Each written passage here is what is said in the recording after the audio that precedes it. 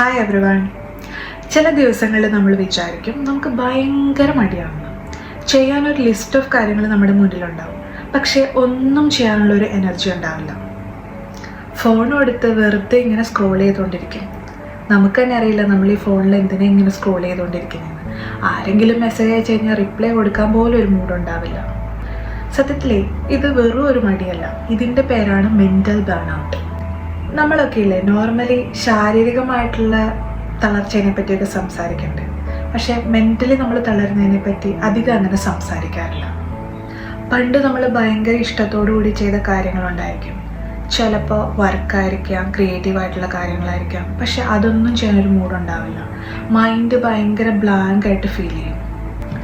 ഒരുപാട് നാളായിട്ട് സ്ട്രെസ്സും പ്രഷറും ഉള്ളിലൊതുക്കി മാക്സിമം പുഷ് ചെയ്ത് ഓടാൻ നോക്കുന്നത് കൊണ്ടാണ് ഒരു ഘട്ടത്തിൽ ഇനി എന്നെ കൊണ്ടുപോയാന്ന് മനസ്സ് പറയുന്നത്. ഈ ഒരു ഘട്ടത്തിൽ നമ്മൾ ആദ്യം ചെയ്യുന്നത് സ്വയം കുറ്റപ്പെടുത്തൽ തന്നെയാണ്. ഞാൻ എന്താ ഇങ്ങനെ, ഞാൻ എന്താ ഒട്ടും പ്രൊഡക്റ്റീവ് അല്ലാത്ത, അങ്ങനെയൊക്കെ നമ്മൾ വിചാരിക്കും. പക്ഷേ നമ്മൾ ഓർക്കേണ്ട ഒരു കാര്യമുണ്ട്, നമ്മളെല്ലാവരും മനുഷ്യരാണ്, മെഷീനല്ല. 24 hours ഒരേ എനർജിയിൽ ഓടാൻ നമുക്ക് പറ്റില്ല. ചില ദിവസങ്ങളിൽ ഒന്നും ചെയ്യാൻ തോന്നില്ലെങ്കിൽ ചെയ്യാതിരിക്കുക.